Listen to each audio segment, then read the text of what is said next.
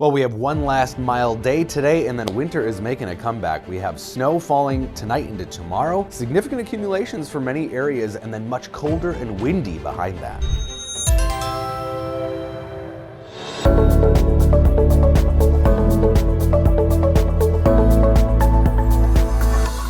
After 2 days in the 50s this past weekend, Friday and Saturday, one more mild day today. Should be back in the low to mid 40s across southern Minnesota. Cooler to the north where they'll have clouds and some light snow showers. This is separate from the system that's going to affect us in the southern part of the state. We've got kind of a clipper system moving right along the international border, so some light snow, generally under an inch for northern Minnesota today. But this is our developing low to the southwest that'll be bringing a swath of snow stretching from Nebraska through southwestern Minnesota, right through the Twin Cities, into much of northern Wisconsin. Again, today's snowfall pretty light though. We're talking about a ½ inch, maybe an inch up around International Falls. Not a big deal there, but the real winter stuff gets going late tonight into early tomorrow. And it's going to be probably both commutes that'll be rough tomorrow with morning and evening snow. So far, winter storm watch in northern Wisconsin, winter weather advisories in southwestern Minnesota. Look for this to probably fill in today, though, as confidence in this forecast becomes a little bit stronger. So snow showers start in the Twin Cities probably by about 2 a.m. Light snow initially, heavy snow falling through the day at times tomorrow. So it looks like right in the middle part of the day. And then still snowing in the evening, but starting to lighten up. And then by 8, 9, 10 o'clock, should see the snow wrap up for the Twin Cities. And then through western Wisconsin with light snow showers kind of spinning through the northern part of the state. So as far as the snow goes, by the morning commute, probably an inch or less. But then as the morning progresses, watch the snow add up here through lunchtime. We've got a couple of inches. And then in total, probably 4 or 5 inches for the Twin Cities. Heavier totals are going to add up here across northern Wisconsin and the UP Michigan. That's why we have the winter storm watch there, that potential for more than 6 inches.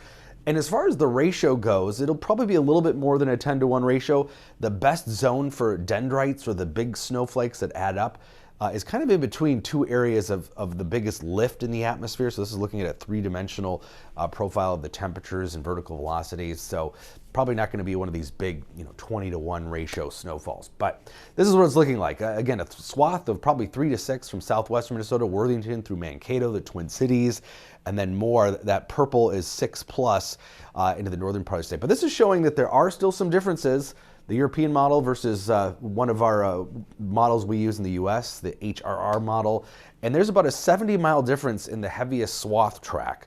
So I'm toggling back and forth here, and that makes a difference between, is it just 2 or 3 inches or 4, 5, 6 inches for the Twin Cities.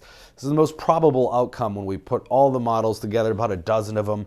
You get us into that 3 to 5 inch ranges for the Twin Cities proper, a little less as you go northwest, maybe a little more to the southeast. Again, it's where does that heavy swath exactly set up?